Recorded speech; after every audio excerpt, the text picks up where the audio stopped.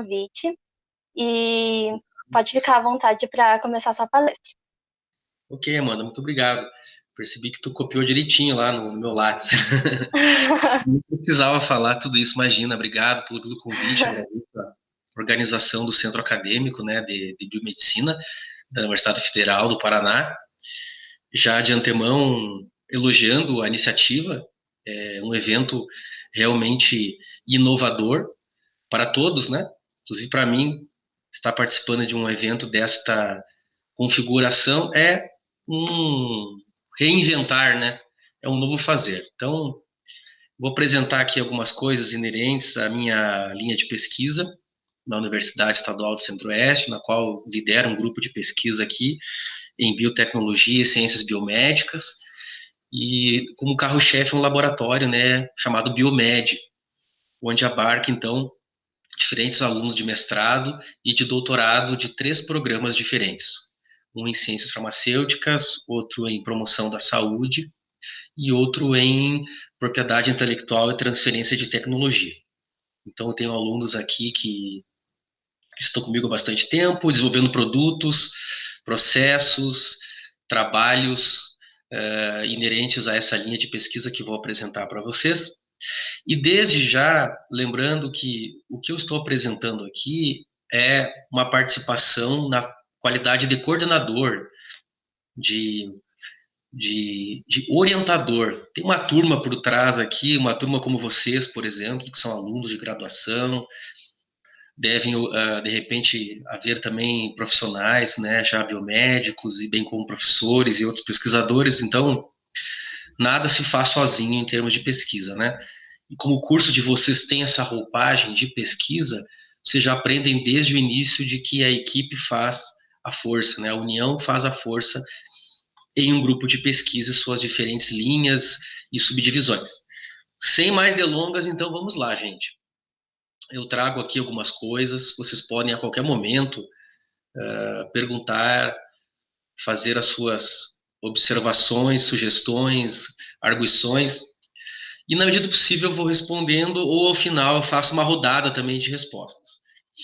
Essa palestra aí tem aproximadamente, não sei nessa formatação como que vai ser, mas é perto de 1 hora ou até antes do que isso, tá bom?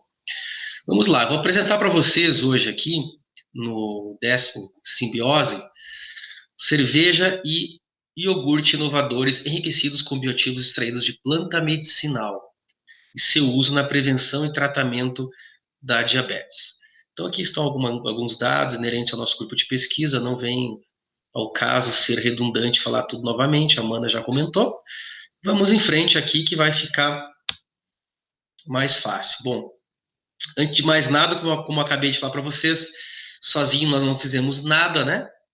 Então, temos aqui à esquerda superior o logo do nosso laboratório aqui, laboratório na qual eu sou apenas um coordenador. Temos uma equipe imensa. Quando eu falo imensa, não é só em quantidade, é em imensa qualidade, né? Temos alunos com diferentes trabalhos que sustentam os resultados e essa linha de pesquisa que vou apresentar hoje. Então, a realização aqui, o Centro Acadêmico, Biomedicina, muito bem. E temos alguns apoios para a realização dessas diferentes pesquisas que levam e sustentam uma linha de pesquisa.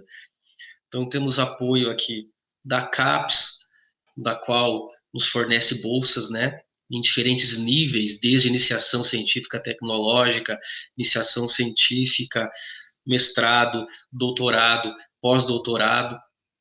Temos a nossa Fundação Araucária, na qual hoje temos o financiamento por meio de uma pasta estratégica da Secretaria de Estado de Ciência e Tecnologia, a superintendência, na verdade, né, de Ciência e Tecnologia do Estado do Paraná, sustenta, então, essa pesquisa com financiamentos volumosos aí que mantém uma equipe altamente qualificada, com bolsistas e apoio técnico necessário para que essas pesquisas realmente sejam de qualidade, a gente consiga sustentar com insumos e equipamentos ao longo do tempo.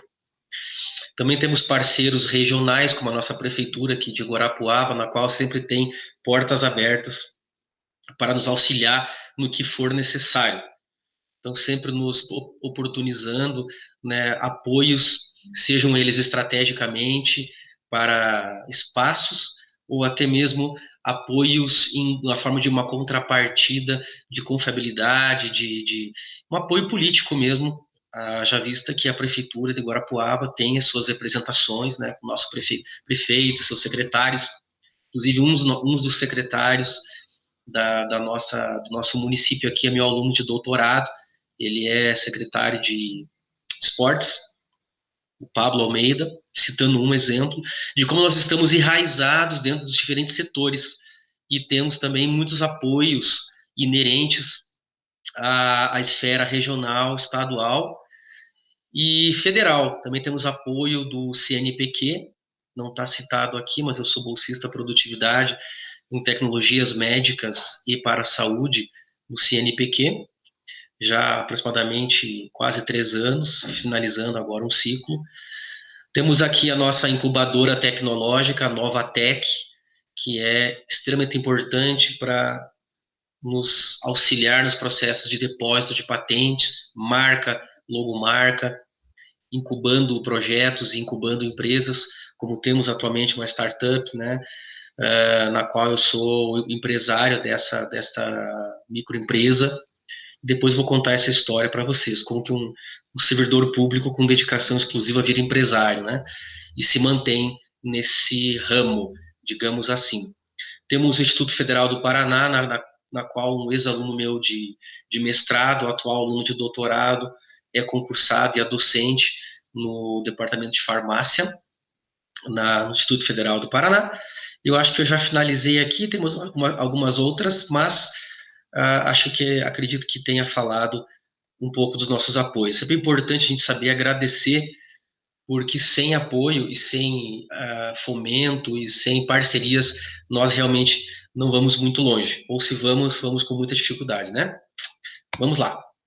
Bom, tudo surgiu por um acidente científico. Sempre comento desse acidente científico, né? Parece coisa de cientista maluco. Mas assim foi. Então, inicialmente, nós começamos a ler, pesquisar, fazer pesquisas, de um lado, bibliográficas, de outro, patentárias, a fim de melhor entender a aplicabilidade da Baccharis dracunculifolia, que é também chamada de alecrim do campo, ou a vassourinha também, chamada vassourinha do campo.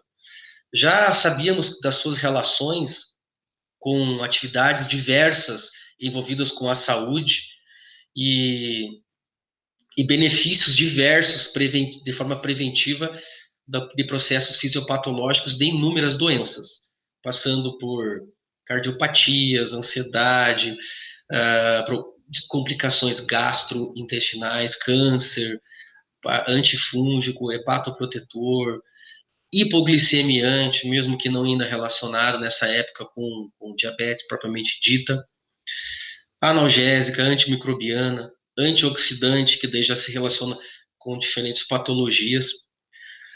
E não encontramos nada relacionado na época com o gênero e a espécie dracunculifolia que nos remetesse a um benefício do tipo obesidade. Então pensávamos que, diante dessas diferentes atividades, e até por essa atividade antioxidante e hipoglicemiante, anti-inflamatória, na qual a obesidade está envolvida com esses processos, ou melhor, esses processos estão envolvidos no curso do desenvolvimento do sobrepeso e obesidade e seus complicadores, que são as comorbidades e processos fisiopatológicos que se instalam. Começamos nessa época, então, a prospectar estudos com extratos desta planta, de Baccharis dracunculifolia, uma perspectiva de tratamento pré-clínico. E antes mesmo de pré-clínico, ainda testar algumas coisas in vitro, para sabermos se poderíamos realmente investir nessa planta.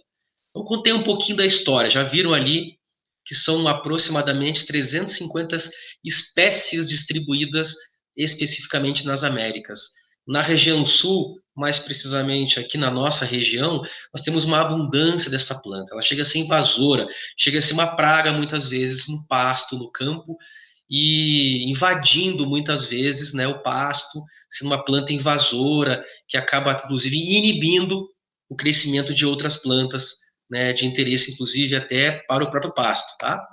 Vamos em frente. Antes de qualquer pesquisa, na época nós não sabíamos que nós conseguiríamos sair de uma pesquisa de bancada e atingirmos o mercado. Hoje, nós já temos essa possibilidade. Então, um conceito bem moderno, digamos assim, e atual, tem a referência aqui no rodapé, nada mais, nada menos do que a NASA. A NASA, então, propôs uma classificação, um termômetro do nível de prontidão tecnológica para as suas tecnologias, logicamente, envolvidas, né, com a exploração, com a navegação, exploração espacial, com outras finalidades. No entanto, a forma de classificar um estudo de bancada até chegar num protótipo, por exemplo, de uma aeronave a ser testado, ou de um equipamento, um aparato a ser testado, passava por inúmeros testes e etapas. Então, a NASA fez a proposição do TRL, que vai desde o 1 até o 9. Sendo o 1 o que acaba acontecendo mais na pesquisa no âmbito acadêmico, que são aquelas pesquisas de base, que a gente também chama muitas vezes de bancada, de base, né, que são pesquisas que vão num nível celular, muitas vezes molecular, de mecanismo, entendendo inicialmente como que um agente externo interfere no processo fisiopatológico. Quando eu falo de um agente externo, pode ser, por exemplo, o extrato de uma planta medicinal. Um fator de intervenção que vai mudar o curso do desenvolvimento de uma doença, prevenir uma doença ou até mesmo reverter quadros clínicos relacionados com esta doença, né? Passa tudo por um estudo de base. Tem que ter um estudo de mecanismo para sabermos, né, de forma lúcida onde nós queremos chegar com este novo bioativo, com esse novo extrato, essa nova planta, como é o nosso exemplo. Então, passamos desde um TRL1, que muitas vezes é elaboração de um objeto de estudo, da ideia em si, das perguntas, do problema de pesquisa inicial, e vamos passando de TRL2, 3, 4, onde nós vamos testando, trazendo para nós, no nosso contexto da biologia, bioquímica, biomedicina, farmacologia, seriam estudos toxicológicos in vitro, seriam estudos toxicológicos in vivo, usando mais de um modelo animal, do menos complexo para um mais complexo, estudos pré-clínicos mostrando mecanismos, né, por onde que esse benefício está passando, estudos pré-clínicos fazendo uma relação de dose e resposta, né, tempo-resposta, diversas curvas de dose, de tempo, né, aprimorando aquela tecnologia para que vislumbre chegar no momento mágico que é poder testar em humanos. Daí já começamos estudos clínicos, humanos ainda, na ausência da patologia, humanos teoricamente saudáveis. Estudo clínico fase 1, depois estudo clínico fase 2, estudo clínico fase 3 e fase 4, com diferentes níveis de abrangência, complexidade, né, e formatações de tipo de estudo diferenciados, até chegarmos no TRL9, que é um sistema operacional, sistema em teste para ser lançado no mercado e para testar também o nosso cliente-alvo, testar a penetrabilidade do mercado, testar o nicho de mercado, a competitividade. De nada adianta eu inventar uma moto voadora, que já existe, que vale aproximadamente 3 milhões de reais, se eu não tenho cliente para isso. Então, essa moto tem finalidade para quê? Frente a outras motos terrestres, que têm sim clientes, que têm poder aquisitivo para pagar isso. A exemplo de celulares, a exemplo de diferentes tecnologias, os próprios computadores, que em outrora não eram acessíveis. Então, a tecnologia ela precisa ser acessível, mercadologicamente viável para que ela passe de uma invenção e se torne uma inovação. Inove o conceito. Eu não vou usar a máquina de escrever, bater a minha tese. Eu vou digitar a minha tese numa máquina eletrônica. Agora eu vou não somente ter a possibilidade de digitar a minha tese, como salvar ela em diferentes formatos, exportar ela com o Google Drive, armazenar ela na nuvem. Então, a tecnologia ela vai se moldando conforme as nossas necessidades e nosso poder de consumo, tá bom? A moto voadora existe. A polícia russa já usa essa moto. Ela chega a atingir 3 quilômetros de altura. E é realmente uma tecnologia fantástica, mas não é acessível. Ela é usada como material bélico. Estão me entendendo? Então, assim a gente tem que se enxergar também onde que nós estamos dentro de cada pesquisa, dentro de cada complexidade em que vocês estão envolvidos. Vocês são TRL1 ou vocês são TRL9? Nós vamos se enxergar ao longo da palestra. Vamos em frente. Então, eu tenho aqui a planta medicinal Rosemary. Inclusive, eu tenho um exemplar aqui, eu até esqueci de deixar a mão, mas eu vou pegar para vocês, para mostrar o protótipo. É bem importante.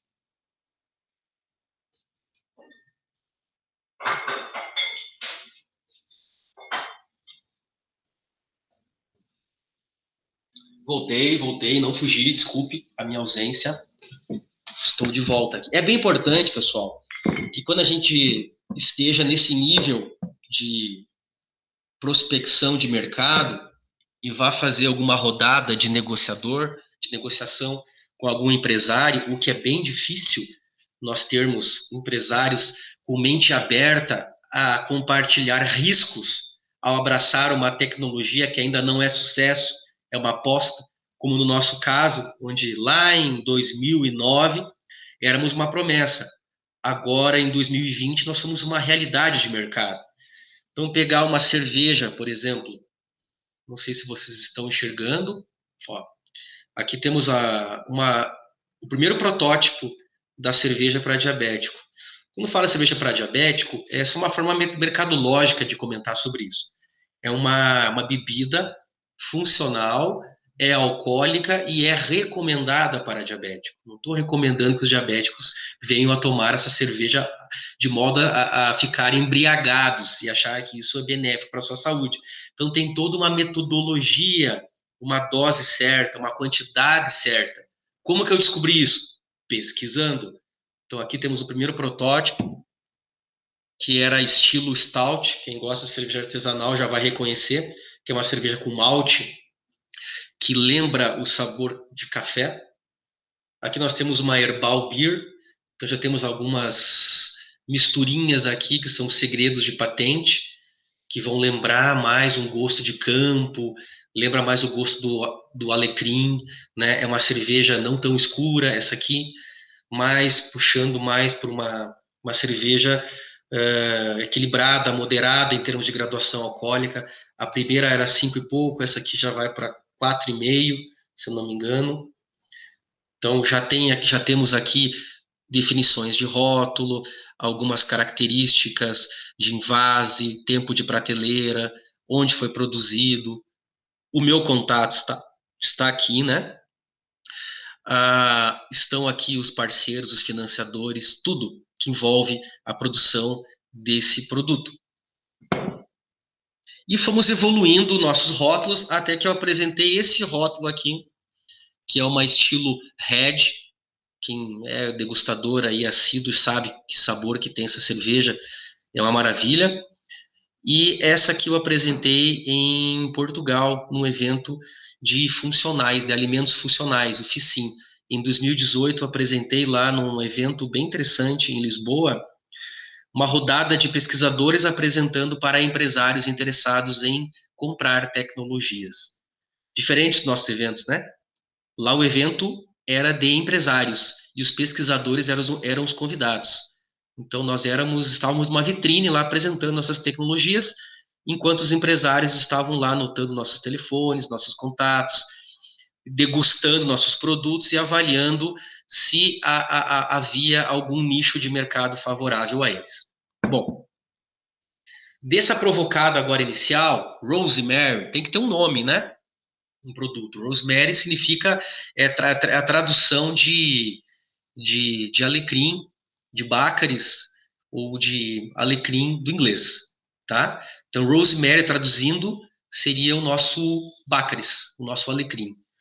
Vem de rosmarinum, né? É o nome científico aí. Vamos em frente. Bom, para chegar até essas patentes aqui, pessoal, para quem não é acostumado com o universo de patentes, então nós temos aqui o Instituto Nacional de Propriedade Industrial. É um órgão na qual ele disciplina questões ligadas à avaliação de depósito de novas ideias, vamos falar um termo mais coloquial, de propriedade intelectual, de autoria, né?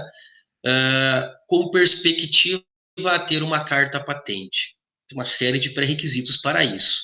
Categorias de depósito, nichos específicos de cada área de engenharia, de saúde, né, de tecnologias diversas, da área médica, da área química, da área fisioterápica, da área biomédica, vamos falar assim. Então, nós temos até, eu me perco às vezes, mas nós temos cerca de 4 patentes relacionadas com a nossa cerveja e uma com o nosso iogurte para diabéticos. Aqui estou mostrando uma patente de 2012, onde nós depositamos uma pesquisa que iniciou em bancada em 2009, que é simplesmente o processo de extrair os bioativos da planta, com uma perspectiva de amplificar a secreção de insulina em ilhotas pancreáticas e Langerhans.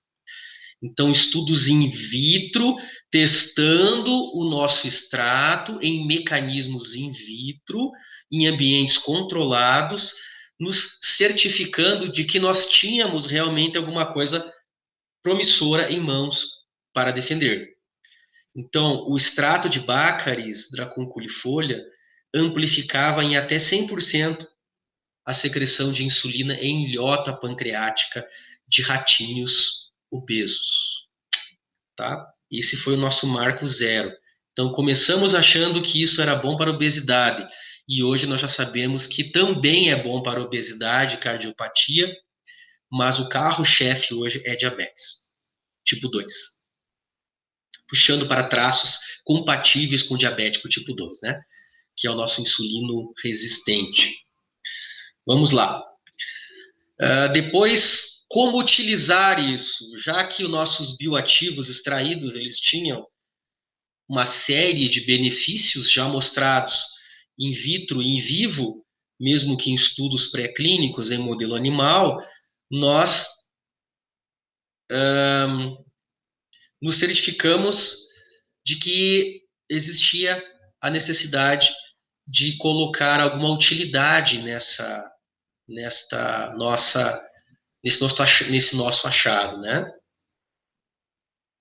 Aí nós relacionamos, então, o extrato de Baccharis dracunculifolia apresentado num veículo do tipo cerveja enriquecida, né? Com isto, uma fórmula específica dessa cerveja, uma concentração específica desse Baccharis, desse extrato de Baccharis dracunculifolia, a fim de termos o efeito, mas agora apresentado em um produto, em um veículo com possibilidade de consumo humano, né? E ainda depositamos a marca, registramos a nossa marca, a marca camponesa, na verdade a marca Rosemary, na empresa camponesa, tá? Então temos uma marca registrada, que é a marca Rosemary, e temos uma empresa com CNPJ em meu nome, como microempreendedor individual, chamada Camponesa, especializada no ramo de bebidas e alimentos funcionais. Tá legal? Eu não posso me estender tanto em conceitos, pessoal, senão nós vamos ficar a noite inteira conversando aqui, tá? Mas é possível que a gente alongue essa conversa de diferentes formas depois, do interesse de vocês. Vamos aos resultados. Então, aqui os nossos primeiros artigos internacionais. Não estou trazendo todos, tá, gente? Estou trazendo alguns que eu julgo mais relevante, com mais relevância, os mais relevantes para a nossa palestra de hoje, né?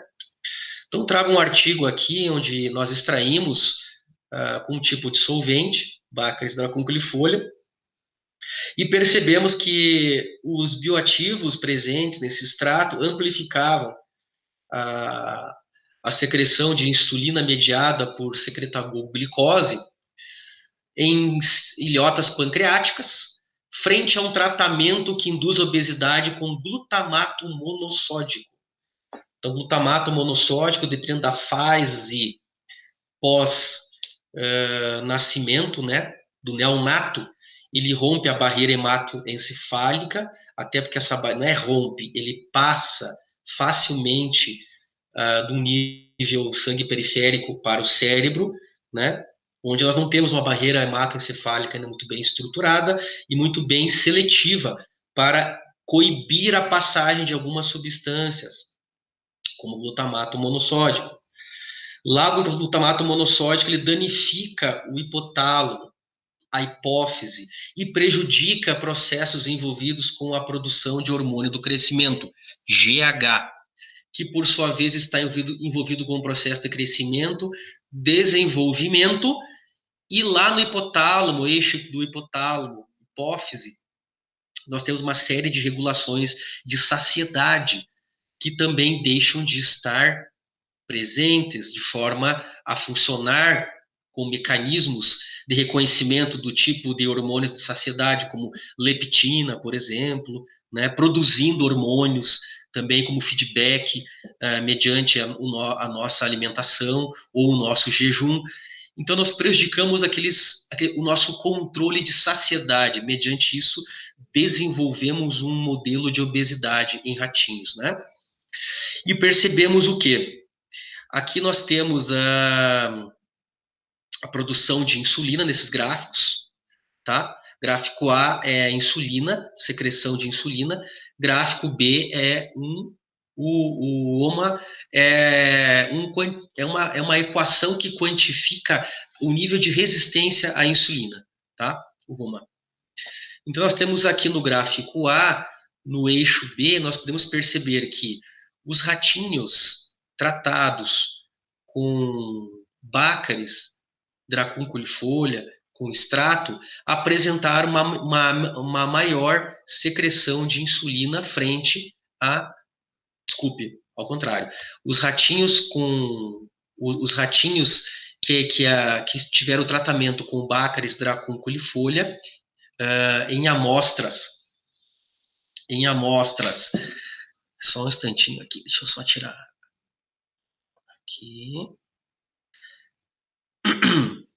Os ratinhos que tiveram tratamento com Baccharis dracunculifolia apresentaram um menor nível de insulina quando comparados com ratinhos MSG, que é o glutamato monossódico.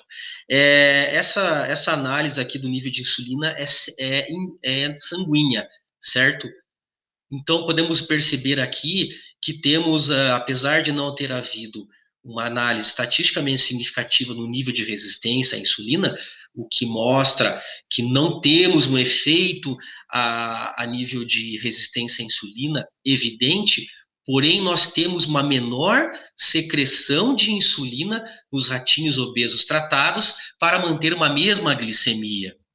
Então, nós temos aí um indicativo, né, de que as ilhotas podem estar melhor preservadas nesse modelo, onde os ratinhos obesos são tratados com Baccharis dracunculifolia, né?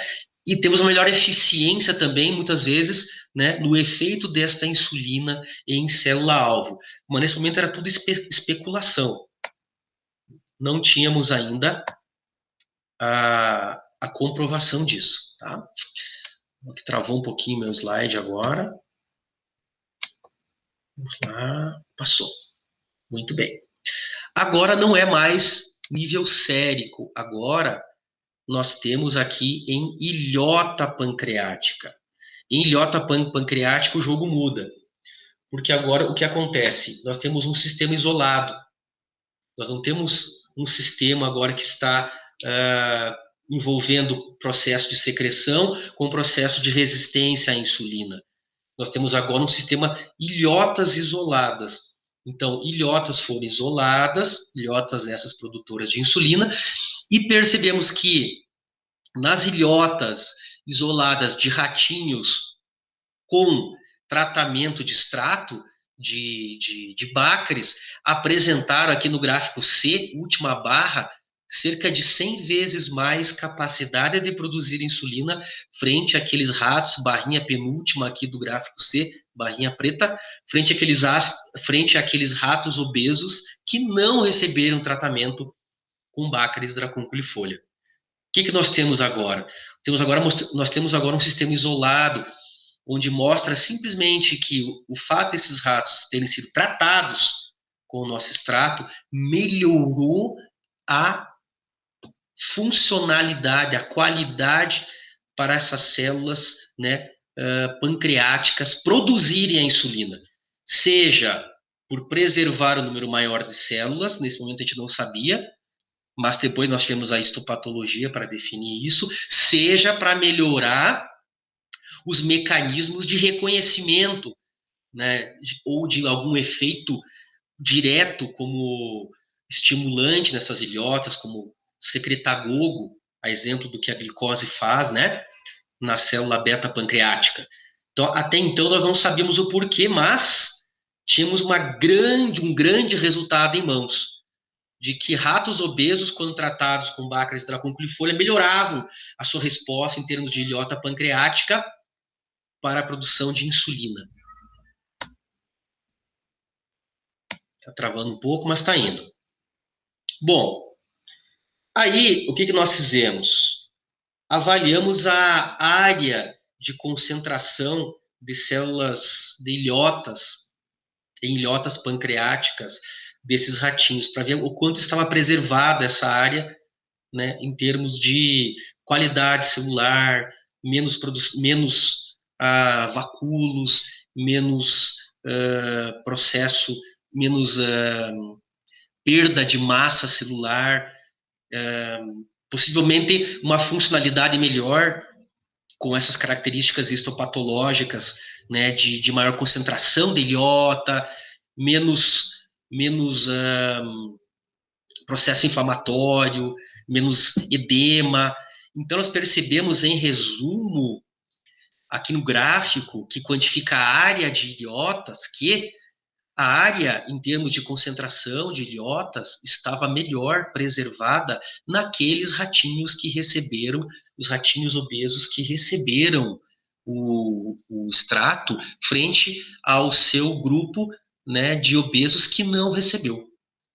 Então, aqui nós podemos ver claramente no gráfico, nas barras, penúltima, ratos obesos não tratados, e na última, ratos obesos tratados com Bacillus dracunculifolia, aumentando a área com possibilidade de ilhotas para responder aos diferentes secretagogos, né, e produção de insulina correspondente. Então, essa análise histopatológica corrobora com aquela outra análise, né, de capacidade de produção de insulina, né, de funcionalidade de célula pancreática para produzir insulina. Em contrapartida, também aí, com o avançar das nossas pesquisas, nós estamos nos aventurando cada vez mais, com tantos resultados positivos, a pesquisar em humanos. Como, por exemplo, eu trago um dos nossos estudos aqui, já publicados, na African Journal of Pharmacy and Pharmacology, onde foi o nosso primeiro estudo com humanos saudáveis, testando efeito, então, do tratamento agudo com Bacillus dracunculifolia e alguns marcadores, como, por exemplo, aqui, a redução do nível sérico de glicose, a redução de glicose sanguínea. Eu estou falando aqui de um sujeito que não é hiperglicêmico, que não é descompensado, é um humano saudável. Então, se até mesmo para um sujeito que não é hiperglicêmico, como vocês estão vendo, que não é hiperglicêmico, tem uma glicemia aqui bem no limite, né? Mas não está ainda no nível de hiperglicemia, como por exemplo 99, ele cai para 68, saindo de uma zona limítrofe de risco para entrar numa intolerância à glicose, numa hiperglicemia perigosa que pode levar a outras comorbidades. Então eu posso falar que apesar de ser recomendado para diabéticos, o meu extrato ele também tem um caráter preventivo. Muitas vezes ele não pode ser encarado como apenas um tratamento, até porque não é um fármaco, mas ele pode servir como prevenção e promoção de saúde, que é o que mais nos interessa realmente. Tá bom? Vamos seguindo em frente aqui. Avaliamos então alguns porquês, né? Por onde que está passando esse efeito, né? Esse efeito ele é porque eu preservo célula beta pancreática, evito a morte precoce dessas células beta pancreáticas, ou porque eu tenho um outro efeito periférico a nível de receptor mesmo de insulina, ou algum mecanismo intracelular que vai desencadear, né, transportador de glicose, né? Que vai interferir nos mecanismos de translocação de GLUT4 para transporte de glicose. É um nível periférico ou é um nível ali a nível de célula pancreática mesmo, né? Onde que está envolvido? Bom, tem uma série de respostas aí ao longo do tempo. Percebemos que o nível de compostos de polifenóis, concentração total de polifenóis, que tem uma atividade conhecida antioxidante muito interessante, estava extremamente concentrado nos nossos extratos, usando solventes não muito interessantes para fins clínicos, como o metanol, por razões óbvias, até porque o metanol é tóxico, mas é um excelente solvente para arrastar polifenóis, fenólicos, flavonoides, de interesse clínico. Mas nós tínhamos também que testar outras possibilidades, como, por exemplo, tentar termos um extrato com outros solventes que poderiam ser aceitos, né, para um produto a ser de consumo humano, como, por exemplo, o próprio etanol. Se bem que tudo isso passa depois por um processo de evaporação desse solvente, um rota evaporador, esse solvente é dissipado, mas como que eu vou convencer a um avaliador lá da Anvisa, alguém que vai me fornecer o registro MAPA do Ministério de Agricultura e Agropecuária, que nos dá um número X lá nos credenciando a termos um produto, como que eu vou convencer tanto a Anvisa quanto ao MAPA, aos órgãos regulamentadores, as agências regulamentadoras, tanto de vigilância sanitária, Anvisa e tudo mais, de que eu tenho um produto seguro utilizando o metanol, né? Então, nós tínhamos que testar outros solventes. E percebemos que, apesar de não ser o melhor, era o mais adequado para extrair o que nós precisávamos. Teríamos que mexer, então, aí em questões ligadas à dose, à concentração de material bruto para gerar um extrato refinado posterior.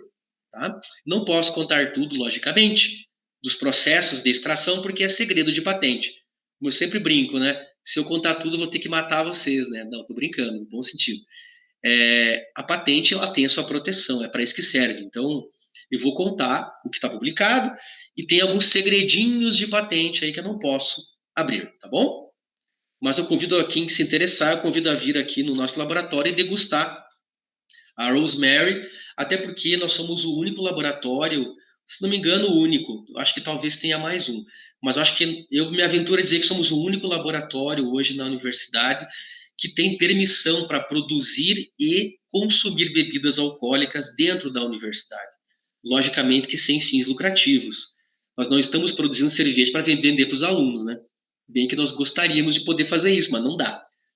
Então, nós recebemos, por exemplo, reitor, vice-reitor, pró-reitores nos eventos de iniciação científica, nós servimos a cerveja produzida pelo nosso laboratório para os avaliadores, para os alunos, numa perspectiva de degustação mesmo. Tem algumas fotos depois que eu vou mostrar para vocês. Até porque teve um grande impacto regional, estadual e federal. Fomos parar num programa do Melhor do Brasil São os Brasileiros, do Pedro Neville, da Globo, né? Onde ele coordena um programa que vai de forma itinerante aí, avaliando diferentes invenções pelo Brasil todo, e nós fomos, né, um alvo de uma das reportagens aí do Pedro Neville na Globo News, tá bom?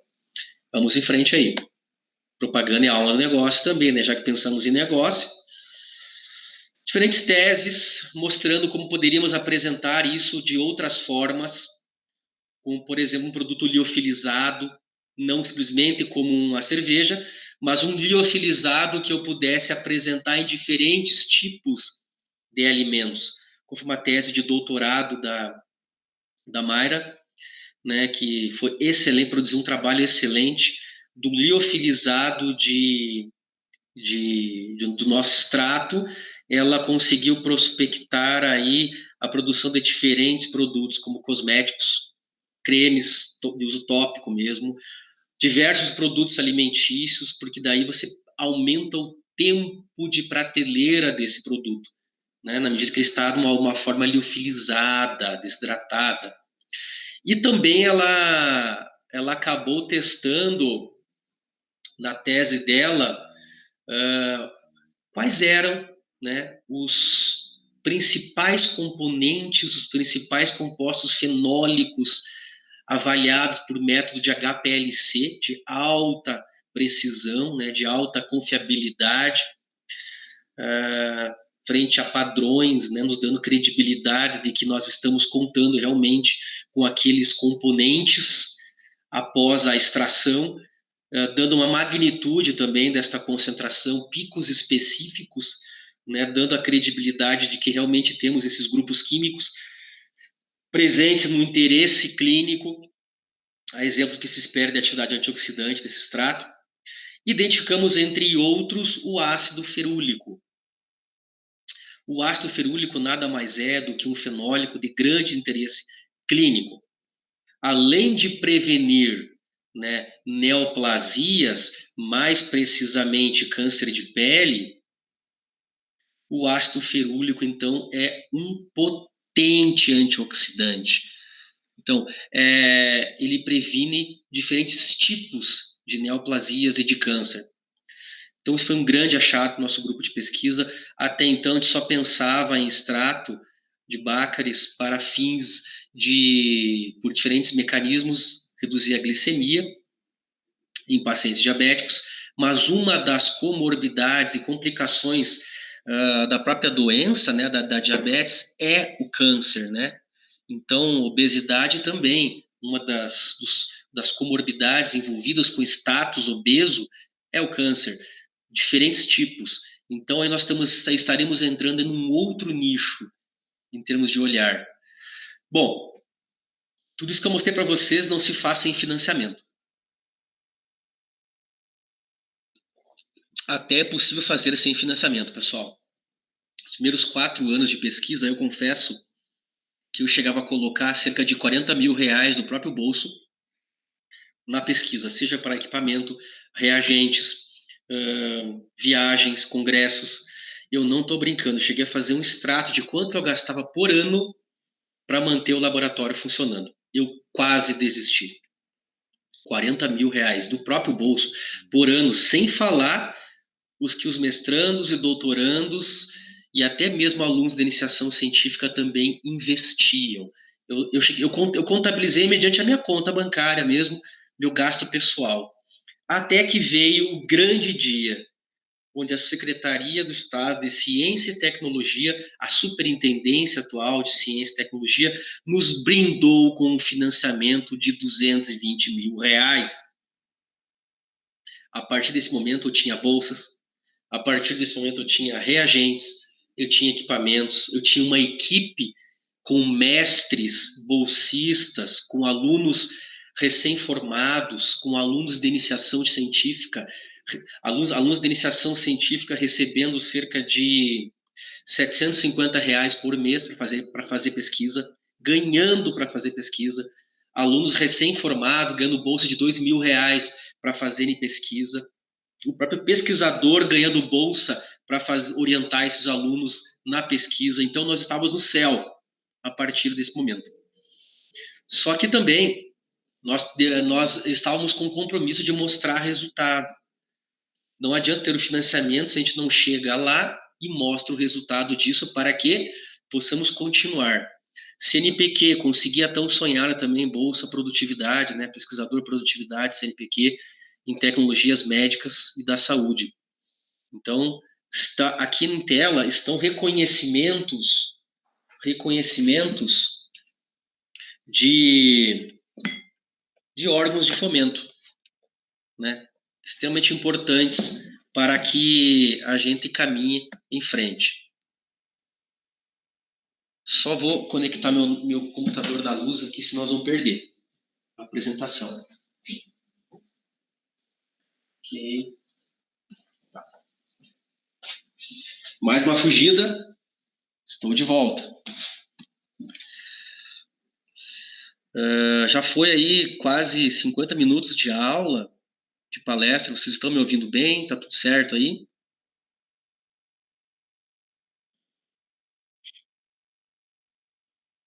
Então, beleza. Então, vamos continuando aqui. Então, o projeto envolvia isso, envolvia uma empresa, envolvia a prospecção de um produto, envolvia um produto de recomendação para tratamento de pacientes com diabetes. E nessa pegada, nós montamos um laboratório, uma microcervejaria dentro da universidade. Você consegue imaginar que é montar uma microcervejaria dentro da universidade, o quanto isso mexe, né, com alguns conceitos dentro da academia, né, aquele rigor, né, aquele rito normal da academia. Pois aceitaram super bem isso, fomos muito bem abraçados em relação a essa ideia. Trago aqui alguns passos de como se produz uma cerveja, para quem não tem familiaridade, né? Desde uma abraçagem inicial, que é uma fervura, até uma filtragem, a abraçagem, então, onde nós temos aí a fervura do malte, depois uma filtragem.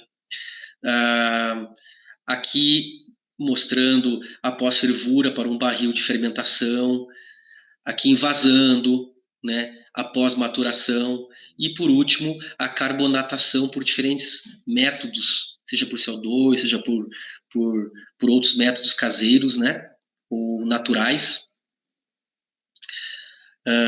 E aqui saúde, ao final só degustações, né, só alegrias. Vamos em frente. Tá. Então, o que acontece? A dose, né? Quanto que é necessário dessa cerveja contendo esses bioativos que eu acabei de trabalhar até então com vocês. Então, nós sabemos que a Sociedade Brasileira de Diabetes protocola que até 15 gramas de álcool para a mulher e até 30 gramas de álcool para homem. Então, para conseguirmos isso dentro da dose de uma garrafinha de 330 ml de cerveja, nós podemos dobrar a nossa dose para consumir 2, ou nós podemos concentrar um pouco mais com a nossa dose para consumir somente uma. O fato é que até 2 garrafinhas por dia não extrapola a quantidade em gramas de álcool permitido pela Sociedade Brasileira de Diabetes. Isso é bem importante para a pesquisa, né? E sabendo que a nossa cerveja tem 400 vezes mais capacidade ou atividade antioxidante do que uma cerveja Pilsen comparada a ela. Sim, as cervejas possuem capacidade antioxidante, a exemplo dos vinhos também, né, que tem a sua capacidade antioxidante, mas a nossa tem 400 vezes mais, muito mais do que um mesmo volume de vinho, como exemplo. Então aqui, alguns exemplos de patentes, agora com o nosso iogurte. Vou falar um pouco menos do iogurte, não é tanto foco de hoje, mas nós temos também um iogurte para aquela linha, aquele público-alvo que não consome álcool, né? Estão pedindo para a gente produzir um lote sem álcool da nossa cerveja, né? Estamos pensando nisso também. Mas temos um iogurte, temos um petit, um queijinho, atualmente temos um biofilme a ser aplicado, está em estudo, a ser aplicado como tratamento, né, estético para prevenção, por exemplo, de envelhecimento precoce, de pele. Então temos um refrigerante, está sendo pensado então para a prevenção de obesidade infantil, como ideias, né? Já está em protótipo também, um trabalho de mestrado. Então são várias as ideias, tá? Aqui alguns momentos legais, nosso grupo se apresentando em feiras, simpósios. Aqui temos uma análise sensorial, vou puxar aqui para a cerveja. Então, análise sensorial, para quem não sabe, é o quanto que um degustador espera e avalia frente a diferentes scores de controles de satisfação ao consumir às cegas um produto. Então, comparando a nossa cerveja com outras cervejas já consagradas no mercado. Vamos chutar aqui com uma Eisenbahn, uma Heineken, ou cervejarias artesanais já bem consolidadas, né? Em rodadas de degustação às cegas. E os avaliadores vão marcando seus scores de textura, de sabor, de coloração e assim por diante. Então tivemos aqui desde um desgostei muito até um gostei muito. E a nossa cerveja Rosemary ficou com score 6,5 de 7, comparada com cervejas comerciais aqui do tipo Heineken, Eisenbahn, cervejas já consagradas que ficaram com 6. Então não basta ser bom para a saúde, tem que ser gostoso, tem que ser agradável, porque senão não vai ganhar o mercado. Tá? Então, por fim aí, alguns dados clínicos com pacientes, mostrando que reduz níveis de LDL, reduz níveis de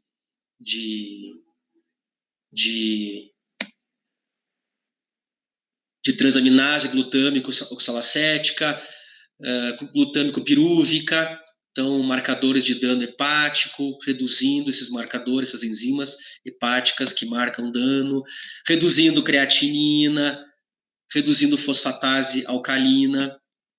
Então tem uma série de reduzindo glicose, não mexendo com níveis de insulina. Então temos aqui um portfólio, né, dos nossos produtos, melhor dizendo agora da cerveja, alguns momentos de brinde, embebedando, né, o nosso pró-reitor e aqui avaliadores em feiras de inovação. Nossa logomarca, Rosemary Beer. E aqui alguns momentos interessantes em eventos da biomedicina, como momentos especiais como o nosso de hoje.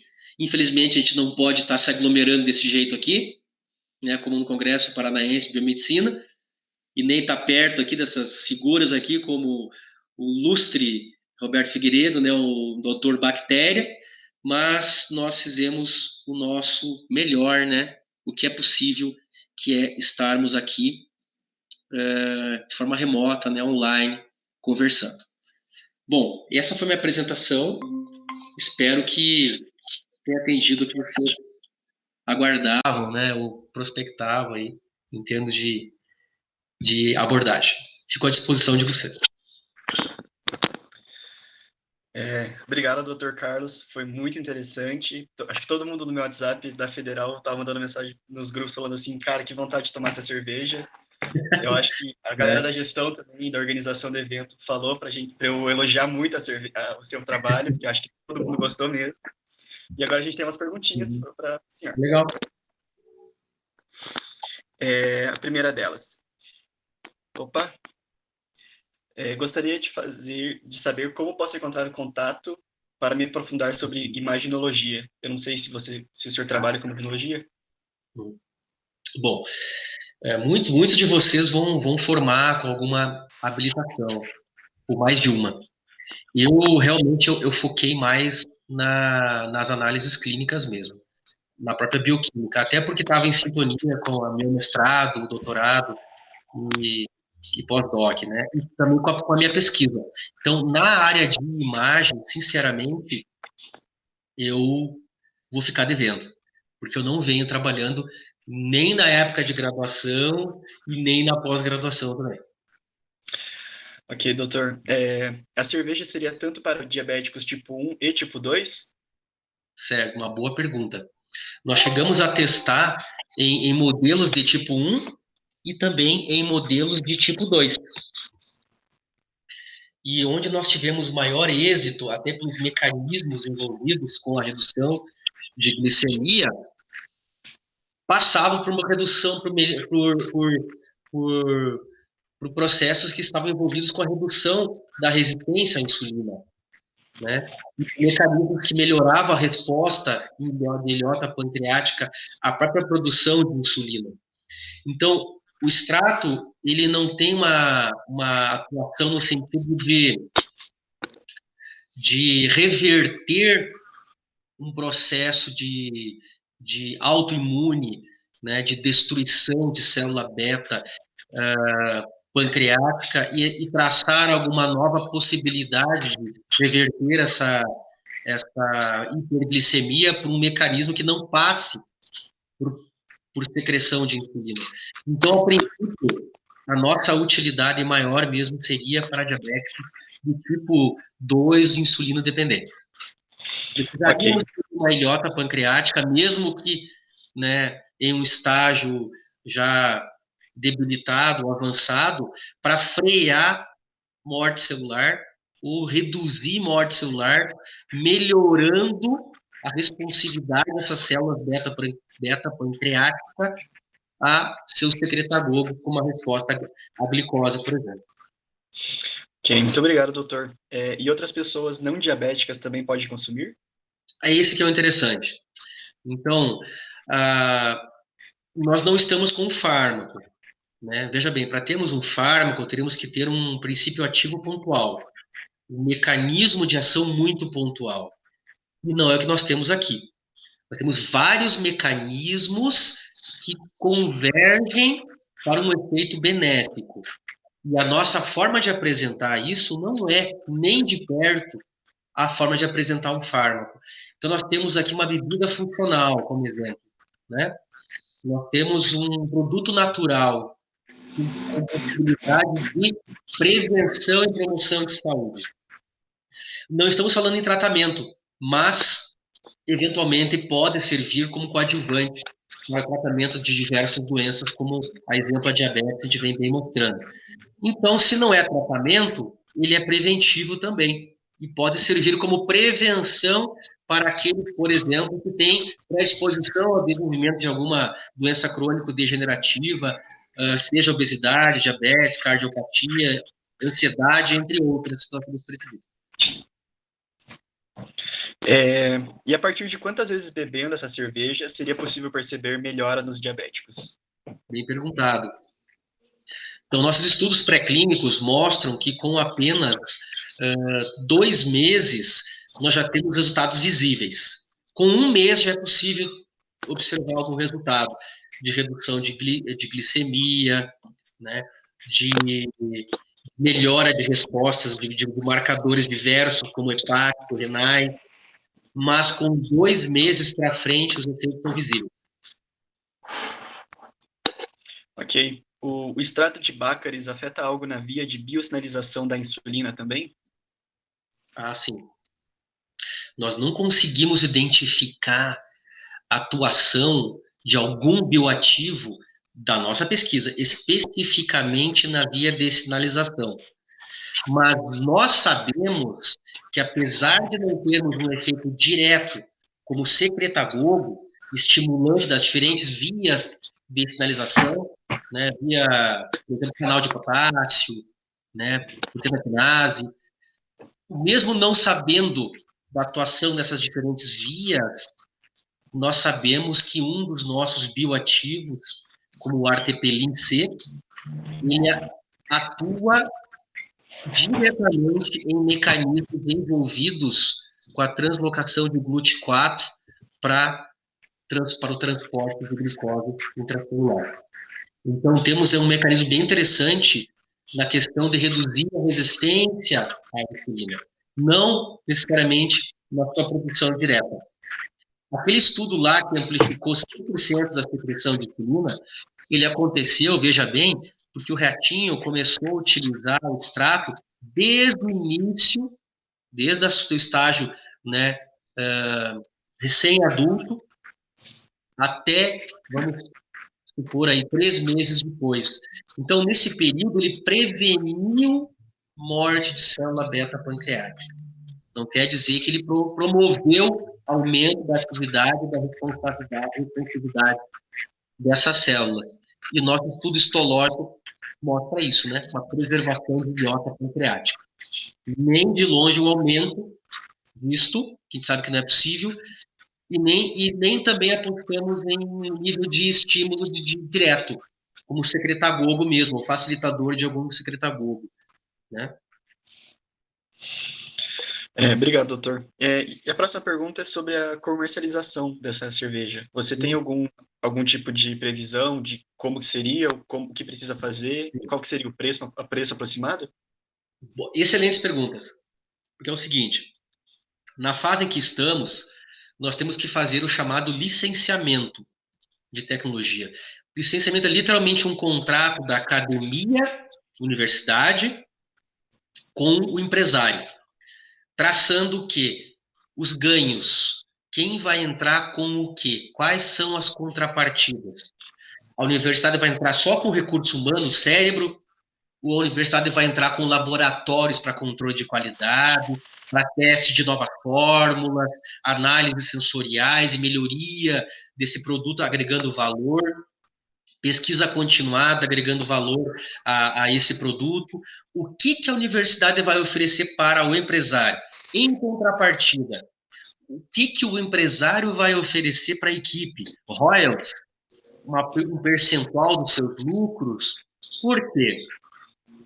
Esse produto vai custar mais caro do que a linha de produto que esse empresário tem, não é uma boa estratégia, acho eu, pessoalmente falando, adotar essa política. Por quê?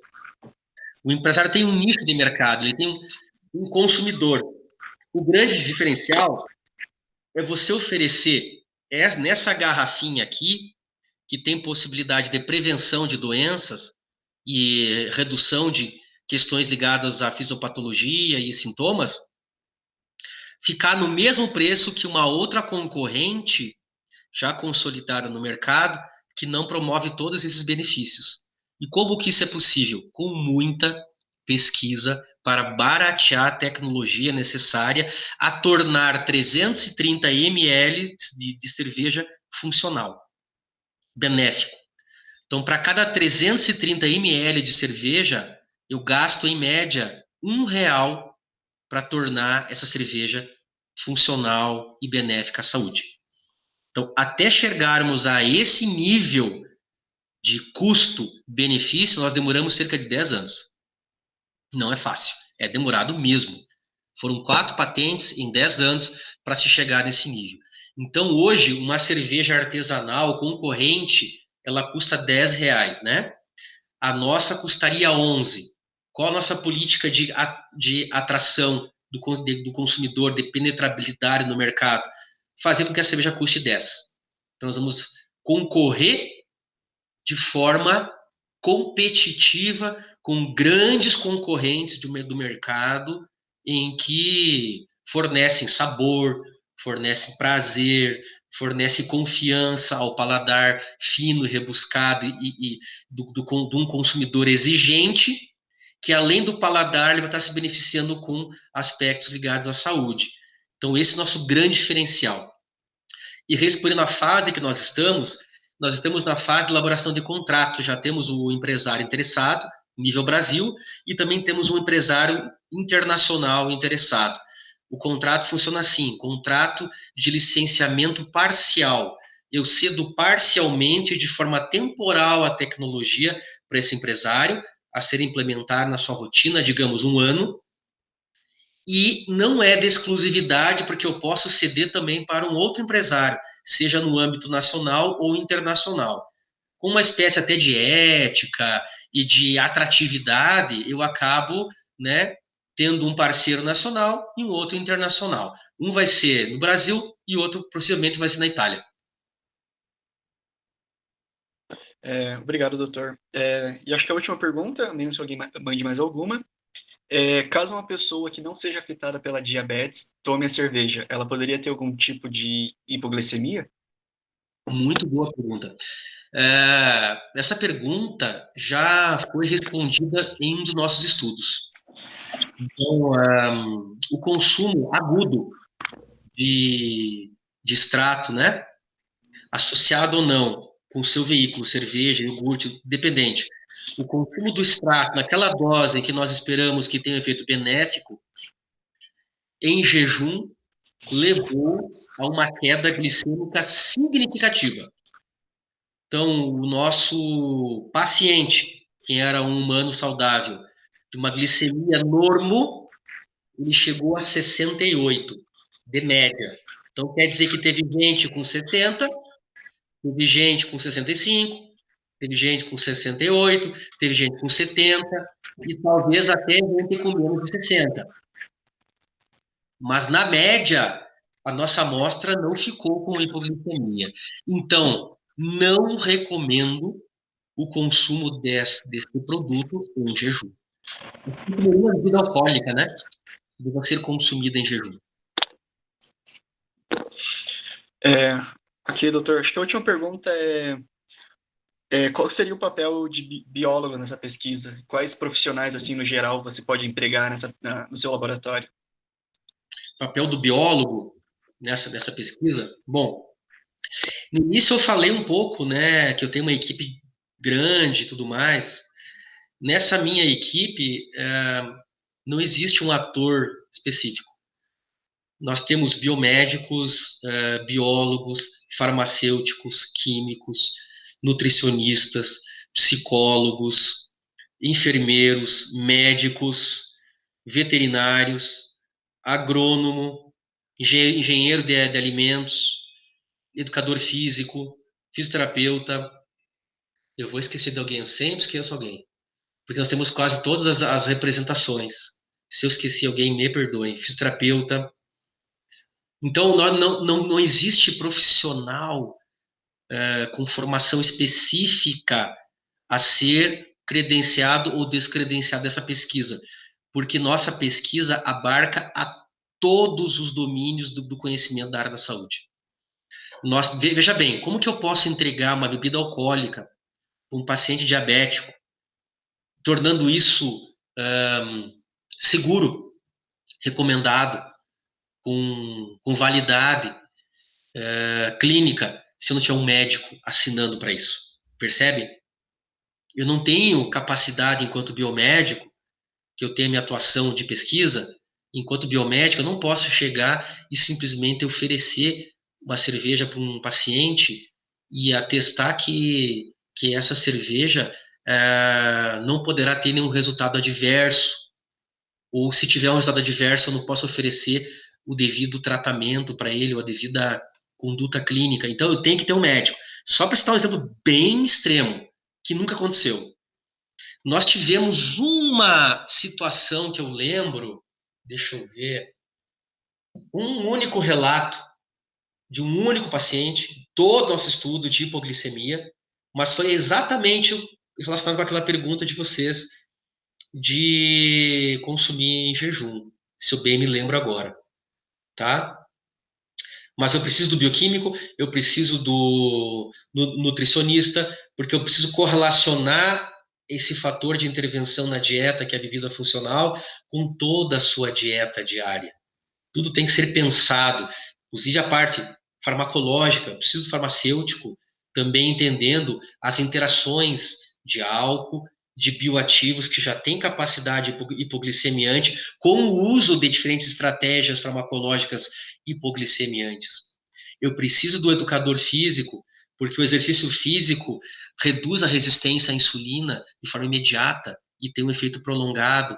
Então, naquele dia que o paciente fizer exercício, ele pode vir a ter uma complicação se ele não levar em consideração essa demanda energética gasta nesse dia e também as próprias modificações periféricas inerentes a essa demanda energética, a esse exercício físico, a essa elevação de consumo de oxigênio que levou uma série de transformações, de termogênese, de maior gasto calórico, inclusive no pós-esforço. Então, tudo tem que ser levado em consideração, sabe? Então, é impossível eu falar que essa pesquisa é de um ator simplesmente. A nossa pesquisa é tradicionalmente tradicionalmente interdisciplinar, no mínimo, né, multidisciplinar, e em muitos momentos interagindo as áreas de forma, né, a se tornar interdisciplinar. Ok, professor Dr. Carlos, muito obrigado pela sua presença hoje. Foi realmente muito interessante essa palestra, que todo mundo que estava assistindo gostou muito. Teve muitos comentários positivos no nosso chat. Parabéns pela sua pesquisa, é realmente muito interessante. Na semana passada a gente teve uma palestra de empreendedorismo na saúde também. Ah, que legal. Foi bem legal. E, por coincidência, na segunda-feira a gente vai ter uma palestra de plantas medicinais e fitoterapia. Então vai ficar bem linkado. Mas muito obrigado pela presença do senhor aqui hoje. Parabéns por toda a pesquisa que você está fazendo. E a gente está muito ansioso para essa cerveja sair. Logo sai. Estamos ansiosos para acabar essa pandemia também. Sim. Né? Acho que todo mundo é a frase do momento, né? Quando que vai acabar? Acho que depois da pandemia vamos fazer uma caravana da Federal aí para tomar uma cerveja. Eu tô com a minha máscara da biomedicina aqui, ó.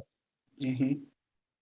A gente vai fazer o sorteio de um kit do CRBM, a gente está fazendo lá no Instagram. Vamos fazer lá no Instagram. Legal. Muito bem. Então, momento oportuno, me coloca para levar o produto para a gente degustar pessoalmente num próximo evento, quem sabe? A exemplo que eu fiz lá no Congresso Paranaense de Biomedicina, né? O pessoal lá, todos sorteando os kits, inclusive, pessoal. Seria muito bom. Obrigado pela sua presença e mil parabéns por tudo que o senhor vem fazendo. Obrigado, imagina. E, gente, para quem ainda está assistindo, o link da descrição, o link para recebimento dos certificados está na descrição do vídeo e vai ficar disponível por mais uns 5 minutos. Então, preencham o link logo. Muito obrigado pela presença de todo mundo. E não esqueçam que na segunda-feira a gente vai ter uma palestra de plantas medicinais e fitoterapia às 6 horas da tarde. Muito obrigado pela presença de todo mundo, muito obrigado pela presença do senhor e até mais. Imagina. Tchau, tchau. Tchau, professor. Até mais.